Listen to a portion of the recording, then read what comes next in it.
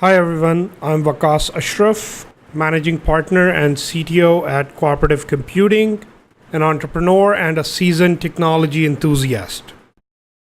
In this video series, we'll be learning about Sublime Text, an editor loved by a lot of developers because of its ease of use, blazing fast speed, and easy extension by the use of third-party packages.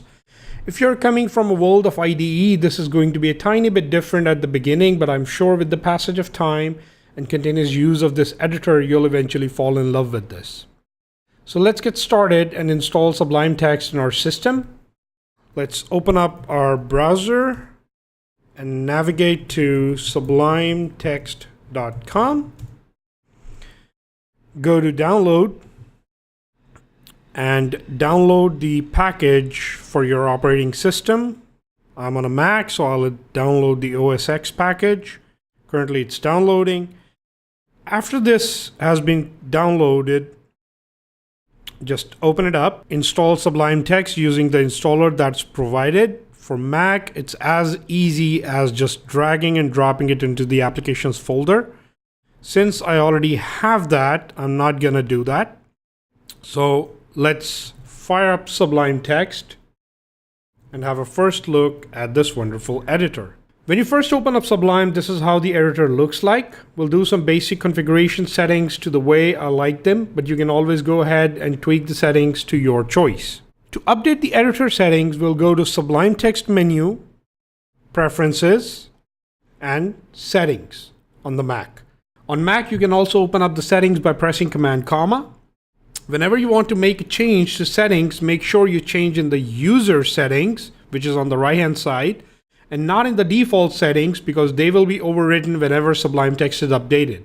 So make sure you choose the right setting from the default setting, copy it over to user settings, and update that to your needs.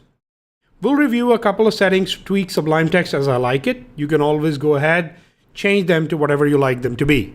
The settings of Sublime Text is basically JSON, so nothing fancy. And the best thing about this is whenever you make a change, you hit save, your editor immediately reflects that change. So first of all, I'm gonna change the font size. I don't like it to be 10, I like it to be 16. I hit save, and you can see it immediately reflected my change. So what more? Line numbers, true. I really like line numbers, so I'm gonna keep it that. Girth is true, margin 4, fold buttons. The fold buttons actually is the triangles that is shown in the sidebar when you open up a project. We are going to do that later, then I'm gonna show that. Spell check, I think I would like that. Spell check, let's do it to true, so that whenever I make a spelling mistake, Sublime is gonna let me know that I made a mistake. When you first install Sublime Text, it uses tabs or the tab character to do the indentation. I really like spaces, so I'm gonna copy this setting, paste it over here, and make that true. Okay, use tab stops, that is true. Detect indentation, true. Auto indent, that looks fine. Indent to bracket, that would be a really nice setting to have. And let's make that to true as well. All right, and trim automatic white space, word wrap true. And I'm gonna find another line is highlight line. I really like to know on which line I am. So I'm gonna set that to true. And after that, since it's very congested, I'm gonna have these two settings as well to have a little breathing space for my code. That is bottom. I like to have something like 8. Let's see.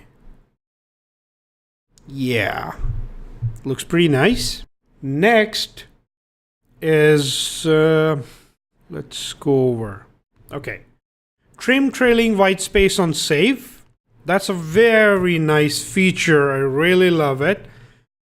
And since it's trim trailing white space on save, let's do this. Let's give a couple of trailing spaces on the end of the line, hit save, and they immediately go away. So that's a very neat configuration setting to have. Then ensure new line at end of file on save. I really like to have one blank line at the end of my file.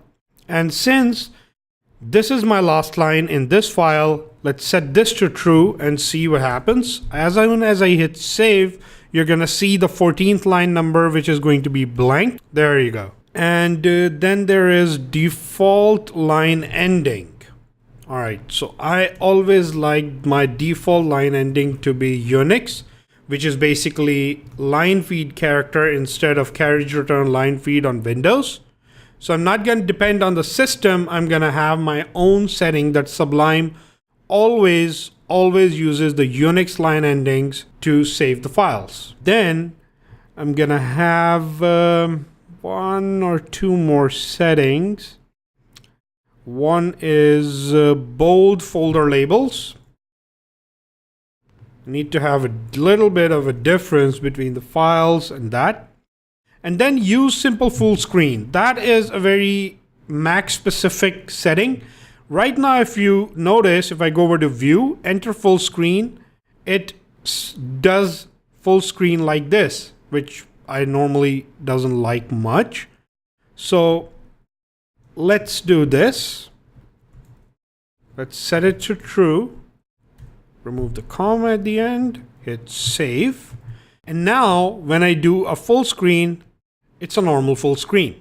So that is really nice. Anything else that I would like? Not right now. All right, so I'm gonna save and close this. All right, so before finishing up this video, I would like to install an extension to Sublime Text by the name of Package Control, which lets me install and manage packages for Sublime Text to extend its functionality. For that, I'm going to go to Tools, Install Package Control. This is going to install Package Control in Sublime. Now it says Package Control was successfully installed. Use the command palette and type install package to get started, which we are going to learn in the follow-up video. All right, so that's pretty much it for this video. In the next video, I'll be talking about a few very important key bindings that will make your life a whole lot easier when using Sublime Text. Till next time, goodbye.